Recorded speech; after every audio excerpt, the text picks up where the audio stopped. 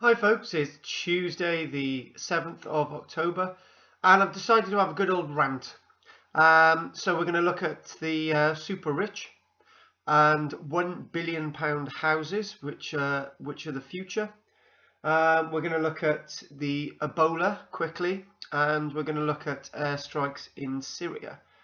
But first of all, what we've got to do, we've got to say I've made a 30-minute video log on Monday, and people are watching it, so that's good. So size doesn't matter, and so today I've been doing some more decluttering, and it doesn't end. I must have I just got rid of loads of stuff today again, and I'm thinking it's going to probably take until the end of the year before I really sort of get happy with the decluttering. So that's good. Okay, thanks for watching the video, Jake. Yes, about the Ealing trip and London. Yeah, it was a beautiful, Fox. It was a beautiful experience, and being woken up by a fox in a park. And I know it took video footage, but I'm so pleased that I didn't take loads of photographs and stuff, because I think I'd have lost the moment. Just staring at the fox and just looking at her. And Vixen, she must have been, I don't know, 2.5, 3 years old, no more than that. And I don't know, we had an understanding. She came very close to me a few times. She thought I had food because I smelt her food because I'd just eaten some Welsh cakes.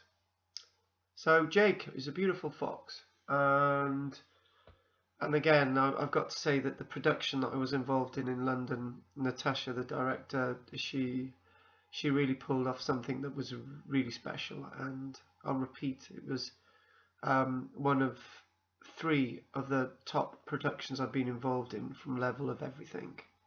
And if I could emulate anything like that, it'd be great. So I gave a lecture this evening on the Romans in the Bridgend area, and it went really, really well. I sold 7 books, which is absolutely brilliant. 7 of my books signed them. That's good. I found out as well that that W.H. Smith and Barriers have also sold 4 copies of my books, advanced orders, and they want them all signed. Not sure about that one, but anyway, we'll see how that goes. Yeah, start again. What I mean, not sure about that one. Do I break my rule of signing books for people that I don't see or meet? But then again, it's 4 books in advance, 4 book sales. Do I break my rule this time? I haven't sold. I've sold about 350 of my Romans in the Vela Morgan book. Actually, probably more, but I've only signed about 70. Up till this evening, I signed actually 73. But anyway, oh well, let's be positive. Carl, stop being a balloon.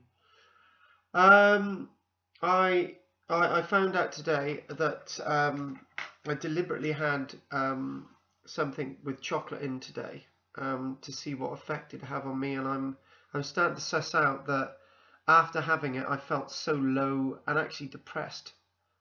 It made me feel below me, and it's not good. I thought chocolate gives me a kick that I couldn't deal with, but it actually gives me a big low. And I'm just explaining what happened to me on the weekend for that just one scene I was doing in the acting that took me a while to get back into it. So don't ever give me chocolate, anyone. It's not good for me at all. And wise words of one of the actors who played Joel, who played the actor of Steve in Architect on the weekend. He said, "Yeah, that's your body. You need to listen to it." Yes, you do. So really good lecture this evening, and no, I'm not going to miss the archaeology one. I've completely walked away from it, but it's good that I'm still doing good performances, and it'd be good to finish on a high, really.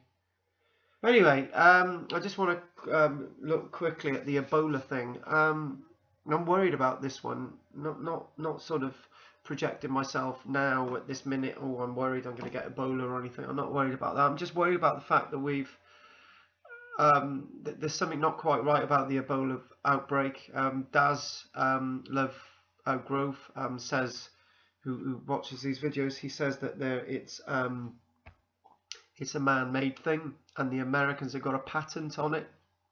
Don't know anything about that. I'm not a politician anymore, but the Ebola virus, it seems... I'm going to say this, right? If anyone goes to Africa to help Ebola people, they must be quarantined before they come anywhere near Great Britain. Anyone coming from those parts of Africa that got Ebola should not be allowed into this country. That's not a racist statement. I don't want to see this country ravaged by a killer virus that has killed nearly 4,000 people, and it's completely out of control. 70% death rate.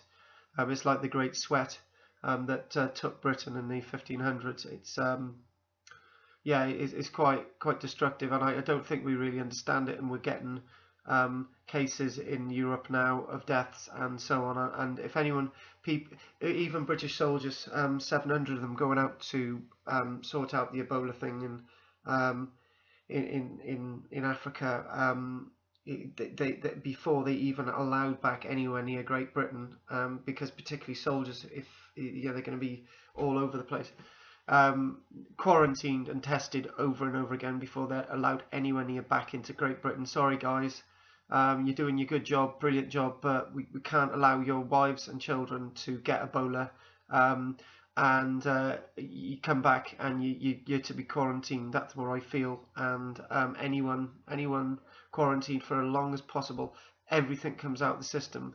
That guy who come from Africa who had Ebola, who was over here in quarantine, he should still be in quarantine now. It's a worry, it's a risk. Anyway, I'm not a scientist, but that's how I feel. Airstrikes. Back to what I've said about airstrikes in Syria and Iraq. This is crap.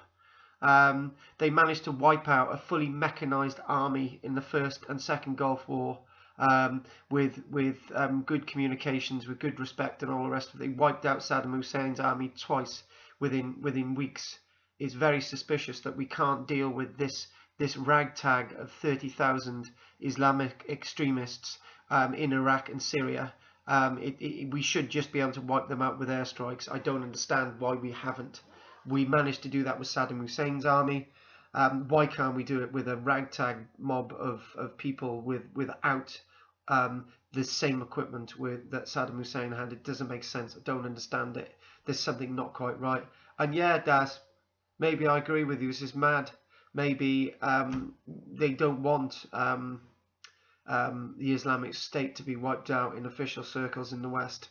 That's how it seems to me. That's where we're going. Anyway, that sounds talking nonsense. I don't really care. Anyway, the last thing I've been thinking for a while is this.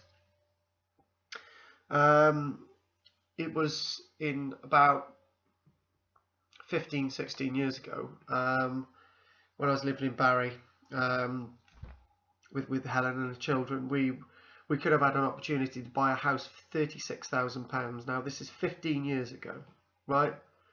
Now, being that the average wage then was about minimum wage was just about £5 or something.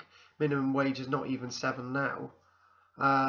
Why is it that same house that we could have bought, and this is across the board, which was £36,000 in Barry, is now worth £140,000? Over tripled in value, and wages haven't really increased that much. And the point I'm trying to make here is, I know we all know this, but in the next decade or so, we're going to see the first £100 million homes in Britain, and not so long after that, just think about it, £1 billion houses in Britain, £1 billion houses in Britain, that nobody is going to afford except the super rich. And I'm actually thinking this, that we've got periods in history. Now, we've got to learn from history. That's why I was such a good archaeologist. In the 1500s, we had great mansions with loads of servants, people who couldn't afford to buy their own home even if they tried, but they were servants, they lived in those homes, right? Then we got the late 1700s, early 1800s, new super rich, the new iron masters in different places, and the elite having mansions, and they were super rich, and they had loads of servants and stuff. Victorian period again up until the First World War, exactly the same thing. Super rich, people who couldn't afford homes, serfs, servants, people who will never ever be able to afford homes. Now, maybe if I become a very successful actor, I'll be able to afford a home, no problem, whatever. But the fact of the matter is, if I don't struggle to get there, I'll never own my own home, and but I could have 15 years ago with a lot less money than I get now. So it doesn't make sense. 15 years ago, if I would have got my money sorted out and saved a bit more, then and I could have owned a house, and that's less money then, and that's even probably yeah. But now there's no way. And I don't understand it. So that means that there will be homes that will be totally out of price for the super rich, and the only people who are going to be able to buy them are the rich. And we see lots of homes being bought now by people who've got lots of money who are renting them out. Even rents are going to be unaffordable. People can't even afford rents now. I'm struggling myself to pay the rent on this place, but I manage. All my money that I've got goes in to pay for the rent and the rates on this house. This is why I don't eat much food. Okay? So the fact of the matter is, think about it, £100 million homes. I'd like everybody's comments. This is the end of the video log today. This is the 7th of October, Tuesday. Karl-James Langford, thank you for watching my video log. Cheers.